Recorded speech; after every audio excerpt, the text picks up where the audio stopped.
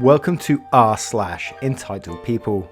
In today's stories, we have one story. It's a big one. It's the story of entitled Mum and Mike. Ian won't let her son have fun on holiday, so I shouldn't either.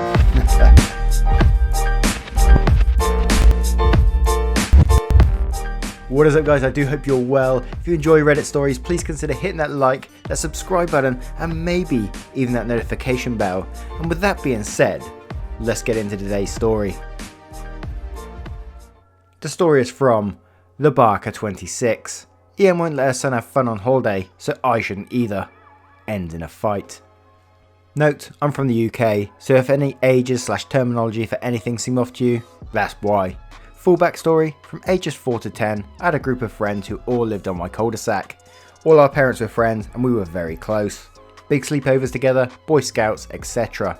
However, when I turned 11 and went off to high school, I was forced to make new friends, seeing as none of the people from my street went to the same one as me. Needless to say, we drifted apart. The problem with this was just before starting high school. At the height of our friendship, my mother had planned a holiday with EM, entitled Mum, and a son who we'll call Mike, for 14 months in advance. It was a non-refundable trip, and seeing as both of our mothers were single parents, it wasn't like they had cash to burn. So, instead of wasting the holiday due to a little awkwardness, we decided to go ahead with the 2 weeks in Gran Canaria and use that time to revitalise our friendships. The changes that occur from 11 to 13 are obviously drastic. Still, I was optimistic about the whole thing. I kinda missed Mike and was curious to see what he was like. With all that in mind, here we go. Mike and EM stayed over at our house the night before the holiday, and Mike and I got reacquainted very quickly. One thing I noticed was how he hadn't changed at all. Everyone knew I was sliding into the noughties, emo/mosher/goth culture, but Mike still looked like his mum dressed him, and he didn't seem too interested about talking about music either. I can't quite describe it properly, but he didn't seem like a teenager. He seemed like the 11-year-old boy I last spoke with, but I didn't think too much of it. You don't really need many things in common with someone when you're going to a resort with a water park across the road, right? So, we're at the airport, and after going through security etc, my mother lets me off my metaphorical leash and tells me to go eat wherever I want, / gives me time to meet back with her at the cafe. I ask Mike if he's going to come with me to a burger place, and he looks at EM, who shakes her head from side to side. She doesn't say anything, but there's an awkward few seconds where I look at her and my mum just kind of shrugs. Me to EM, it's only around the corner, we can bring the food back here. EM says, what if something happens? I think it's best if Mike stays with me. My mum goes to say something to EM, but EM quickly shuts her down with a firm no.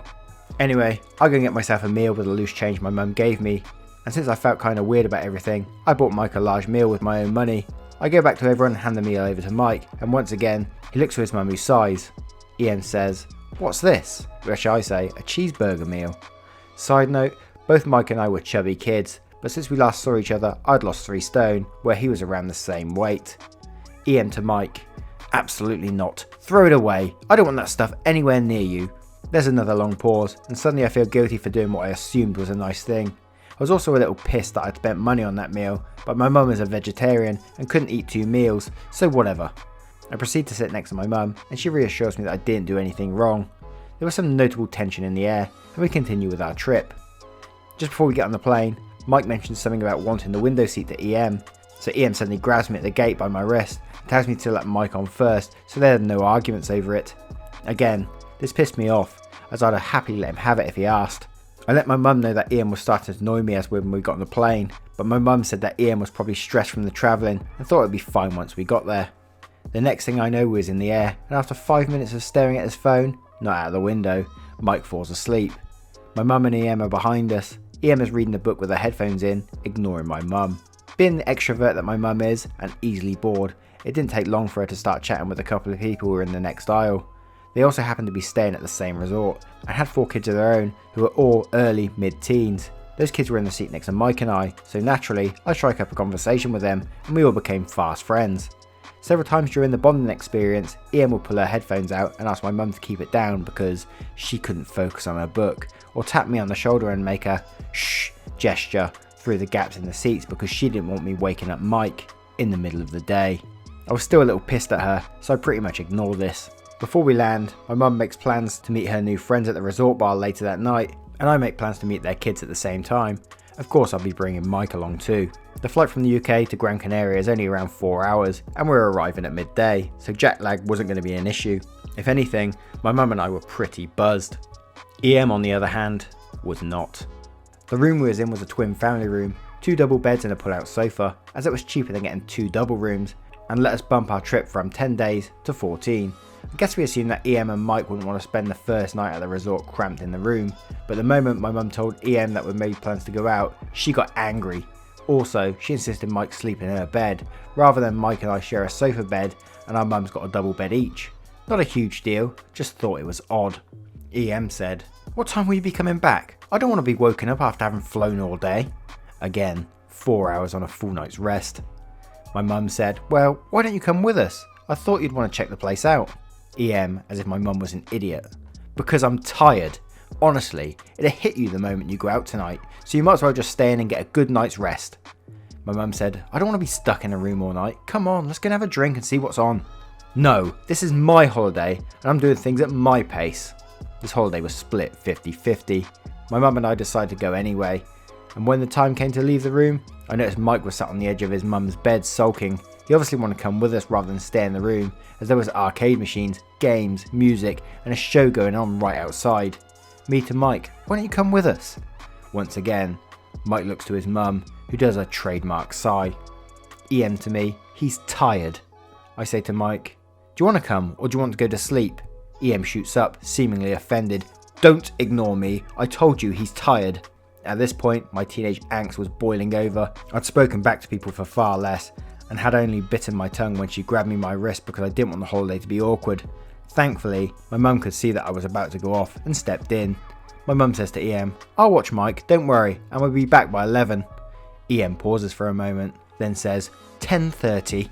So, we go out and have a great time. Mike was a tad awkward around the other teens, but I made sure to keep him included in everything. I even shared some money with him and told him to pay for a round of games on some of the machines to break the ice with the other kids. We got in at midnight, but EM was sound asleep and she didn't have anything to say when she woke up, until breakfast. At the buffet, after loading up 2 platefuls of bacon and then being force-fed a bowl of grapes to be healthy by EM, Mike let slip that we 1. Went to the arcade with the other kids, 2. Got back to the room at midnight, 3. The oldest of the teens, who was 16 I think, had 1 beer over the course of the night. He does this rather innocently in a conversation with me, excitedly recounted the events of our mum's chat, but EM's mouth dropped the second she overhears. She flips out. She tells my mum she endangered my son by letting him wander off alone in a group of 6, in a resort with security and adult supervision inside the little arcade that was basically attached to the main lobby, and she makes it clear he isn't to leave her side for the rest of the trip if she doesn't go. He can't. End of story. After another tense moment, both my mum and I apologised. My mum did try to see it from her perspective, and they did seem to reconcile by dinner. Then, as we're all lounging by the pool before the sun sets, the siblings come up to Mike and I and invite us to go back to the arcade with them. I immediately say yes, but Ian makes it clear that she isn't moving, which means Mike can't go. At this point, I'm done with EM, but I take a moment to look at Mike, who is obviously upset. I tell the other kids that I'll catch him later that night in the arcade. EM seemed to have opinions about this too, saying something like, "Playing games that much isn't good for you," but I ignored her. I then invite Mike to the pool with me, seeing as there isn't anything else to do, and EM has a problem with this too because it's too late and we'll be eating soon. Yes, she controlled when all 4 of us ate. If my mother or I tried to sneak off for a snack, she complained that we ruined our appetite for dinner. We had to have as a collective every night. I spent the rest of the day bored out of my mind with Mike, who, to be honest, wasn't much fun.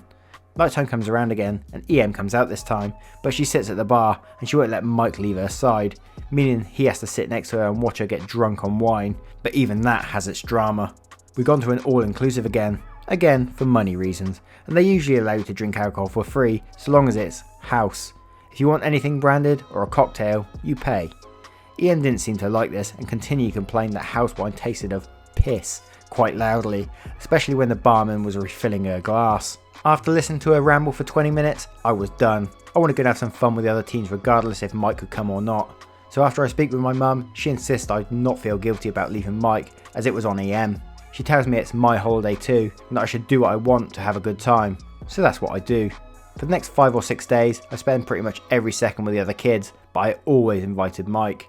I asked him and his mother every day if he wanted / could come with me, and she said no every time. I'd even asked several times if I kept running into them, but then Ian would just get annoyed at me for bothering her. I just want to make it clear that Mike was more than welcome to hang out with us. This all came to a head by the time Saturday rolled around. There was some deal with the resort to get a free pass at the water park across the street if you booked a certain package, which we had. My mum and I asked EM every day which day she wanted to go to the water park, as we wanted to spend the entire day there and get our money's worth, but she never seemed interested. So, when the other family with 14 said they were going that Saturday, I asked if I could go with them instead. EM took issue with this. EM to me, before my mother has replied, "No, you should come with us, we're on holiday together, you know." I say, "Well, do you want to go today?" "No, not today, I don't want to go today." "Okay, well I do want to go today." "You should wait until Mike can go, otherwise what's the point in coming together?" "Then let him come with us." I said no, a little patience wouldn't kill you. Me sarcastically, "This is my holiday and I'm going to do things at my pace." Tensions are obviously rising again, so Mum says that I can go today and that she'll give me her pass when Mike / EM go, so Mike can still have a friend to go with. I pull Mike aside before I head off with the other family and ask him to convince EM to let him come, and the other kids' parents are even offered to speak with her, saying they're keeping an eye on Mike, but nothing worked. She kept saying no and was very rude to the other parents. I don't recall the conversation very well, but it was something along the lines of, "For I know you're a family of serial killers, so please refrain from talking to me or my child." The family weren't impressed. So I go, I have a fantastic time, and I get back to the room around 7 PM, shortly after the park closed. Once finished getting changed, Mike and EM enter. EM to me, "Did you have a good time with your little friends?" "Yes."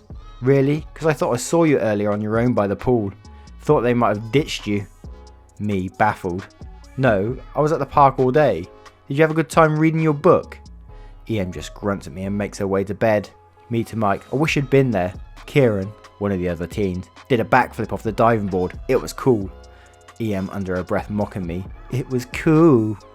By this point, I was super irritated with her. This woman in her late 30s had been treating her teenage son like a baby the entire holiday. She complained that the all-inclusive food / drinks were crap whenever we had meals together, making it impossible to enjoy whatever time I spent within her company, and now she is making fun of me. I had enough. I said to EM, "Is there a problem?" EM mumbles something. "Because if there's a problem, I think you should say it so we can get on with our holiday." Before she even turns around, EM launches into a tirade of how I'm spoiled, a selfish brat that has abandoned her son and ruined his holiday. In her mind, his sulking and being bored is down to me not sulking and being bored with him.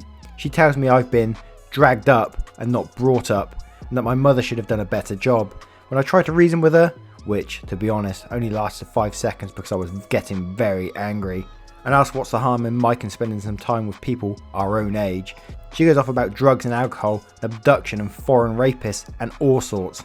Like, I get you want your 13-year-old to stay safe, but everywhere we went was heavily secured. Not to mention these Canary Island resorts are ridiculously British. Most people that work / visit there are from the UK, so I have no idea where this foreign fear came from.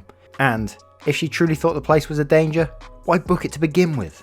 Anyway, being 13, I quickly devolve into cursing at her, and I don't hold back at all. I call her a bitch and a cunt, and tell her to fuck right off, and tell her to shove that bedside lamp right up her vag.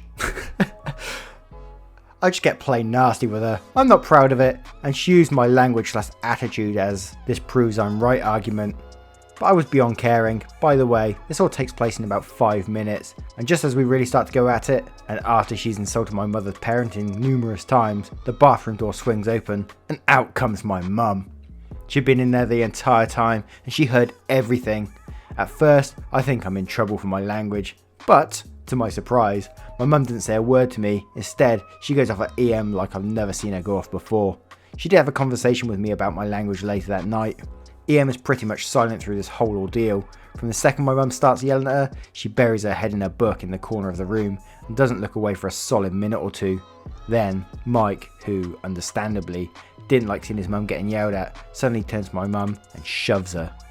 He doesn't say anything, he doesn't try to calm the situation, or even just offend his mother with words. He shoves my mum a good few meters across the room. For your information, my mum is an amputee, she only has one arm. Obviously, I would have reacted negatively if she had two and he shoved her, but I think it definitely added to my reaction. EM, upon seeing this, says during the stunned silence, Thank you, Michael. To be honest, at this point I was running on pure rage, so I walked right up to Mike and punch him between the eyes as hard as I can, then listen to EM wail as I storm out the room. Mum yells at me as I leave, but when she finds me by the side of the pool 10 minutes later, and tells me off for what I've done, she has a guilty grin on her face. The worst thing about this was we still had to share a room for another week. There was obviously no way of reconciling that incident, but EM did make Mike apologise to my mother in return for me apologising to both EM and Mike. Funny enough, EM didn't apologise to anyone. Then, EM went as far as to suggest that Mike should get a free shot at me because I'd punched him. So I suggest I get a free shot at EM because Mike had shoved my mum, and another argument broke out. Needless to say, we've never spoken to EM or Mike again, not even while we shared the room, not on the plane home, not when we collected our luggage. We even got separate taxis back to the street we all lived on. My mum and I did have a great time with the other family though. Oh my word, what an epic. Thank you so much for writing all that. That must have taken ages to write, but it's such a good story. And so British. And yeah, I know he shoved your mum in the end, which is a bad thing, but you got to feel sorry for that Mike. What's going to happen in his later life? He's going to have no independence, not know how to interact with people his own age, and he's going to just become socially awkward. Oh dear.